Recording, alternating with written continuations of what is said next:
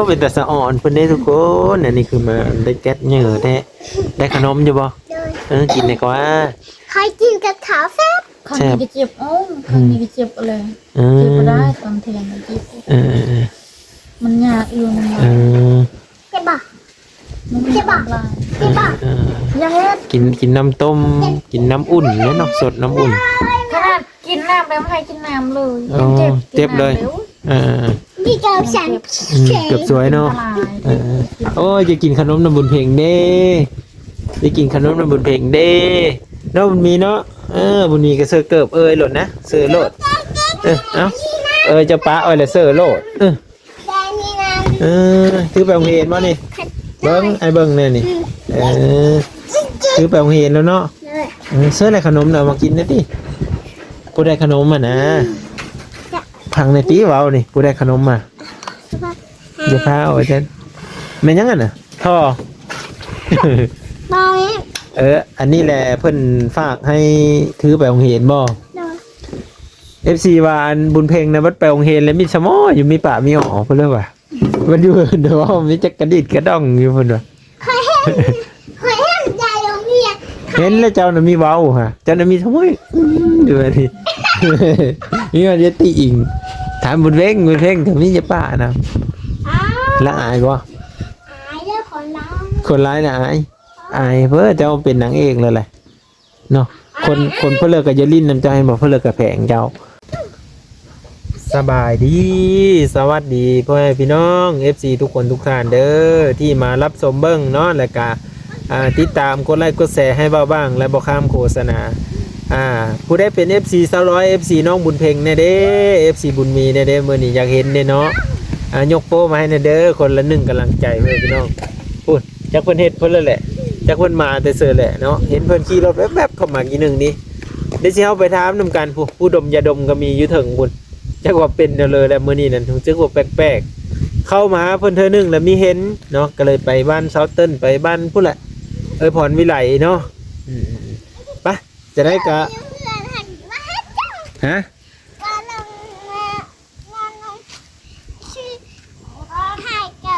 โอ้บ้านนงมาพี่แล้วบ่โอ้เพิ่นซื้อเกิบมาให้เจ้าเลยกาแกะเลยฮะกาแกะเลยเอียงกาแก๊สเสื้อน้ำโอ้เสื้อน้ำช่องฟ้าน้ำโอ้นี่มาได้คักแม่นะเอาสบายดีป้าลุงก่อนนี่นะสวัสดีสวัสดีค่ะสวัสดีค่ะในการนี้น้ำมีเป็นของฝากจากฝั่งไทยมีจักหรือว่าบ้านนงซื้อให้บ่ของไทยของฝากเนาะก็ดีได้นี่ในสุดงามนุ่งเลย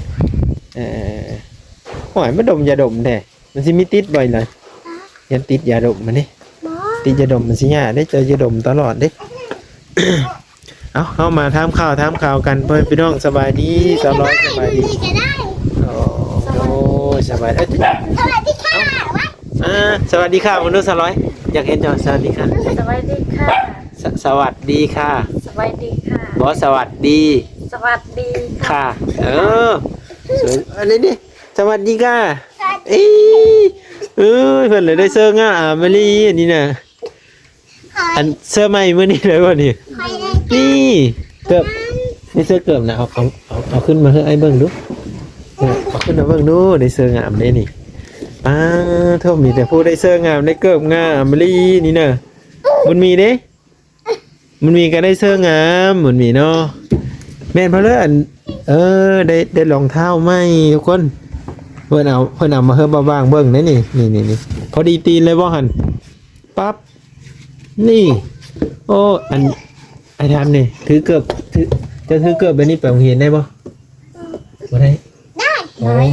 ยันไหนครูเพิ่นบ่ให้ถืออันนี้ให้ถือป่ะให้ถือจ้ะผู้ใดก็ถือถือได้เนาะ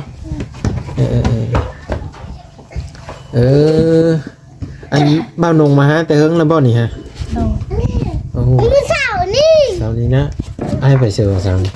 ไอ้ไปอันนั้นไปซอยอยู่ดันแดงหรือมันแดงนะเดี๋ยวสิเอาหัวจะเบิ่งไอ้เคยจะมีหลายบ่มีหลายบ่ไอ้เคยเจ้าอยู่บ้านดันแดงฮะมาได้ละบักน่ะบ่ซื้อละบักดะยันว่า เราซักลายเสื้อแข่งเลย แม่นมาก ชื่อโลดเนาะ ดู โอ้จะน้อยสีเอาคือ200เบิ่งเด้อพี่น้องเด้อ มีลูกผู้ชายหันบักดาอันชิคายหมอเอาลูกผู้ชายแต่ผู้หญิง อืมซื้อน่ะซื้อดะเมื่อนี้ค่อยไปเฮ็ดเวทอยู่หั่นแหละค่อยก็เลยเห็นแหละค่อยว่าอ้าวแม่นคนนี้บ่200เว้า แม่น นี่ แล้วอะไรพัวของแพงนั่นแหละ ผู้เก่าเนาะ แม่นพัวเก้า ๆ แพงหัน อดีตอายเคย200เป็นอดีตไปแล้วเนาะ อดีตอดีต เป็นอดีตอดีตคือกับหลัง ปัจจุบันคือข้างหน้า บ่แม่ เอ้าไปสิว่าบ่เป็น พอข่อยว่าบ่แม่นไผก็เลยมาแม่นะ อดีตซื่อ บ่แม่ แต่ตะกี้แม่เจ้าเคยไปอยู่ดอนแดงเพิ่นว่าอันนี้ บ่ เห็น เด้อ บ่ ข่อ เห็ ย นบ่เพิ่นว่าสุขะ ตะกี้ข่อยอยู่ในบ้าน อยู่ในบงไปอยู่บ่อยู่ในบง พัวยังทันเอาพัว ตะกี้โพนนะแหละมื้อนี้หันพากันได้เครื่องของใหม่200ได้เพิ่นเลย ขอบ่ได้ไหม นี่รองเท้าได้เลยจะได้เกิบ ดู นี่เกิบ ขออยากได้เสื้อ บุญเพลงเด้ ขออยากได้เสื้อแบบนี้ แกให้แม่ซิบุญเพลงเอาให้แม่ซิให้ได้บ่เลยบุญเพลงก็มาคือกันเนาะมาอันมอน้อยๆนี่นะนี่นะนี่มอน้อยๆเห็น อย่าเฮ็ดอันนั้น ดันเฮวนี่นะให้บ่าวบ่บุญมีให้บ่าวบ่นี่มาจากย่อนะ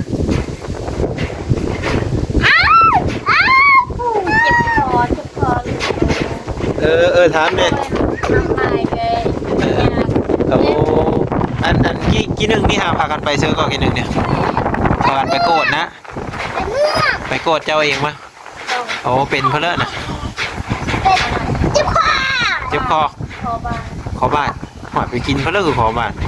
เจ็บบ้า ตะนั่นเด้อ ปลาดิบนี่ คอ ปลาคอก ลางเหมือนบ่กลางมันแทงป้าตั้งแต่โดนพุ่นโอ้ 3 เดือน นั่นแหละ ไปเจ็บอันนี้นี่ นั่นแหละเพิ่นว่ากินปลาก็เบิ่งกลางเพิ่นว่า มันเจ็บอีหลีไหนเจ็บอีหลีไหนระวังด้วยนะล้มเด้อโอ้จุ่ม ย่างไรเลยเด้อ ข้าว ย่างไรเลย อย่างนั้นนะอัน FC ว่าเฮ้อบุญเพ็งเอาน้องย่างในเด้อเพิ่นว่า บ่ย่างไรได้ดิ จะลองเอาน้องย่างให้ไอ้เบิ่งอีกดูเอาย่างมาแต่พุ่นเด้อ มัน เดี๋ยวลูกเลยนะ ที่นี่มันย่างแค่ปีฮอดนี่เลย เบิ่งเดี๋ยวเฮามาเอากันทางในพี่ก่อนเดี๋ยวสิอัดประตูเฮาก่อนยันเพิ่นตกทุกคน มันคืนน้ำลายก็ยาก ย่างไรเด้อ เจ็บคอเด้อ เดี๋ยวไปเลยนะไม่ต้องเลย ต้องอันนี้มันต้องอันนี้มันก็ได้ อันนี้ได้ป่ะได้เนาะเดี๋ยวมันลมพับสโหนี่ ป่าเลย อัน FC ว่าเฮอบุญเพ่งพาน้องย่างก็ได้เพิ่นว่าคันเด็กน้อยอยู่ไทยหันปีหนึงนี่สามารถย่างได้แล้วเพิ่นว่า มันยากจนละลาย ย่างได้แน่นี่ เพื่อน ลุกลุกขึ้นเลยย่างเลยย่างเลยย่างเลยย่างเลยย่างเลยย่างพี่ย่างมาหาบ่าวพี่มั้ยย่ำโอ้ลมย่างดูบ่นี่ย่างมาหาบุญเพ่งไว้พุ่นย่างไปทางหลังพุ่นย่างไปทางหลังพุ่นย่างมาเลยลุกเลยอึ๊บนี่มีลูกซ้ำแสดงว่าไปโกดเจ้าแลเพิ่นว่าเป็นแนวเด้อล่ะบัดนี้เพราะกลางซื่อๆแล้วอย่างสิดีแหละ กินยา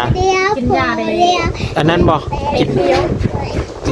กินมะนาวบ่มันยังงั้นน่ะมันยังแบบบ่เจ็บกินน้ำร้อน ก็กินน้ำต้ม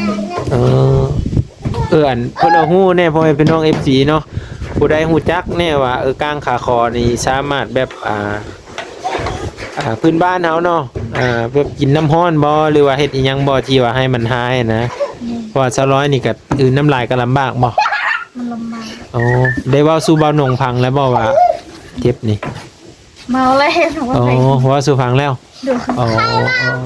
ไม่ขอเวลาเจ้าอยู่นี่หลอดเจ้าให้ ไอ้ไม่ได้เจ็บไอ้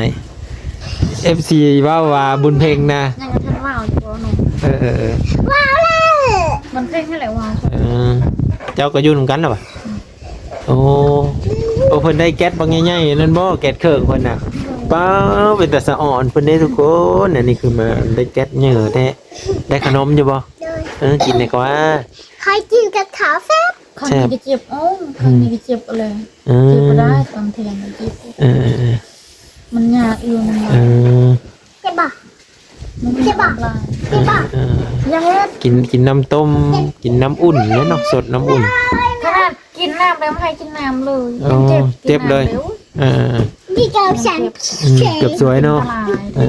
โอ้ยจะกินขนมน้ำบุญเพลงเด้จะกินขนมน้ำบุญเพลงเด้เนาะบุญมีเนาะบุญมีก็เสื้อเกิบหล่นนะเสื้อโลดเอาจะป้าอ้อยและเสื้อโลดแดงนี่นะ ถือไปโรงเรียนบ่นี่เบิ้งไอ้เบิ้งเนี่ยนี่ถือไปโรงเรียนแล้วเนาะ เลย เสื้ออะไรขนมน่ะมากินนะติผู้ได้ขนมอ่ะนะพังในปีเว้านี่ผู้ได้ขนมมาเดี๋ยวพาเอาไว้เช่นแม่นยังอ่ะน่ะท่อ ตอนนี้ อันนี้แหละเพิ่นฝากให้ถือไปโรงเรียนบ่ เลย FC ว่าอันบุญเพลงนะวัดไปโรงเรียนแล้วมีสมออยู่มีป่ามีหอเพิ่นเลยว่ามันอยู่เดี๋ยวว่ามีจักกระดิดกระดองอยู่เพิ่นว่า เคยเห็นใจโรงเรียน เห็นแล้วเจ้าน่ะมีเว้าฮะเจ้าน่ะมีสมอยอยู่อันนี้ มีมันจะติอิงถามบุญเพลงก็มีจะป่านะ อ้าว ละอายบ่ อายเรื่องคนร้อง คนร้ายน่ะอายเพิ่นเจ้าเป็นนางเอกเลยแหละเนาะคนเพิ่นเลิกก็อย่าลิ้นน้ำใจบ่เพิ่นเลิกก็แพงเจ้าเพิ่นก็แพงเจ้าบ่เพิ่นให้เต้นอย่างนำอีกเพิ่นให้ลิ้นนำอีก แล้วใครอยากเรียนน้ ก็ลิ้นน้ำเพิ่นนั่นแหละ บัดยามเลิกลิ้นก็เอาลิ้นน้ำเพิ่นจึงได้หมู่เด้อย่าเฮ็ดอันนั้นที่เซอร์มันสิรูนเด้เซอร์งามน่ะ